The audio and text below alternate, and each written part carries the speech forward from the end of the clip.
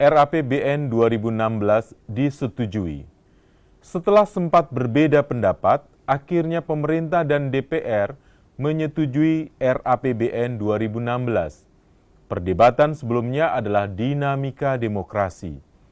Persetujuan RAPBN 2016 dilakukan dalam sidang paripurna DPR Jumat malam.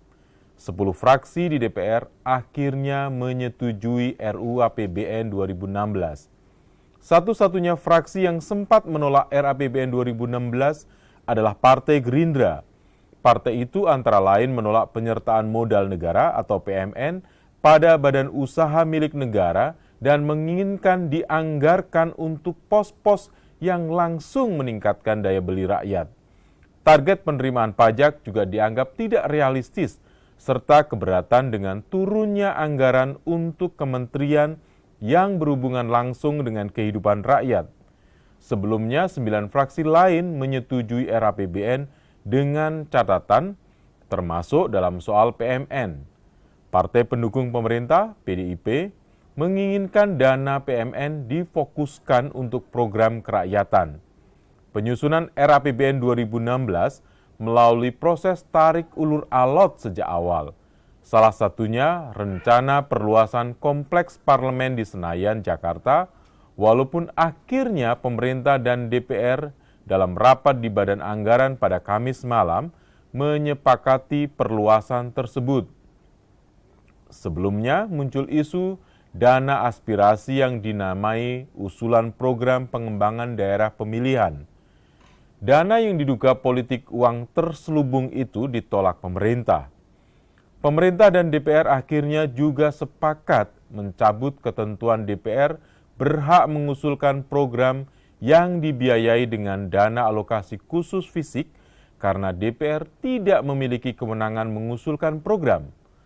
Berlarutnya pembahasan menyebabkan perhatian publik teralihkan dari hal mendasar, yaitu pengalokasian anggaran dan asumsi yang digunakan pemerintah. Masyarakat tidak mendapat informasi memadai tentang postur RAPBN 2016. Misalnya, mengapa pemerintah perlu memberi tambahan modal pada BUMN, sementara realisasi penyerapan PMN sampai saat ini kurang dari separuh. Pun bagaimana mencapai target penerimaan pajak Rp1.506,57 triliun, karena dari target pajak tahun ini Rp1.294,3 triliun hingga akhir September realisasinya baru mencapai 52,31% dari standar 67,83%. Apabila target pajak tak tercapai, utang bisa membengkak. Keinginan rakyat jelas, yaitu tersedianya lapangan kerja berkualitas agar perut tidak lapar, dapat berpakaian layak, memiliki tempat tinggal memadai serta terjangkau, hidup sehat, dan anak-anak bersekolah dengan baik. Hak rakyat yang dijamin konstitusi itu harus tercermin dalam APBN. Ketika pembahasan RAPBN berlangsung di gedung DPR, seyogianya politisi dan pemerintah selalu ingat bahwa tujuan pembangunan adalah membuat rakyat sejahtera dan bahagia.